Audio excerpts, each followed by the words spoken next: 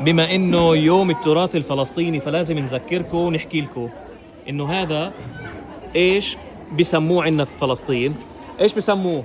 طابون. هذا الطابون الفلسطيني. طابون الفلسطيني. وهذا اللبس الفلسطيني. هذا اللبس الفلسطيني. ايش الاسم؟ ليلى طميزة. ليلى شوقي. انت محافظه على التراث الفلسطيني من قديش تقريبا؟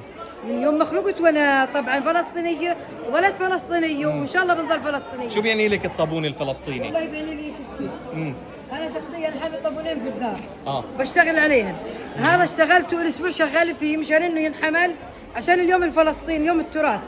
يعني حاولت بكل الطرق اني اقدر اجيبه الحمد لله وصل. حلو كتير. حل ايامك الله يحفظك. كيف بتسوي او كيف؟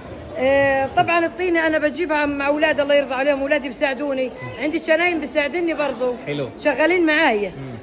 بجيبه من منطقه بقولها تشوم دير سامت بيت عوا. بجبل الطينه مع تبن برضو، التبن الحصايد اللي بنحصده من الارض، وبدقه قحوف وبساوي صغير واكبر واكبر. وبتاجر فيه يعني انا ببيع. حلو. انا على التوك توك ليلى طميزه وعارض يعني وبشتغل. اللهم صل على محمد. بساوي مطبق، بساوي خبز، بساوي صواني استكات، بساوي دجاج حشي، ملاتيت، مطبق، كل شيء بشتغل على الطابون. طب صبايا اليوم بيسووش هذا الشغل اللي انت بتشتغلي فيه؟ يعني اذا ربنا رادلهن يتريحن، احنا ليش نتعبن؟ الله يريحن ويريح جزانهن ان شاء الله. الله يرضى عنك. شكرا جزيلا. الله يسعدك. يعطيك الف عافيه.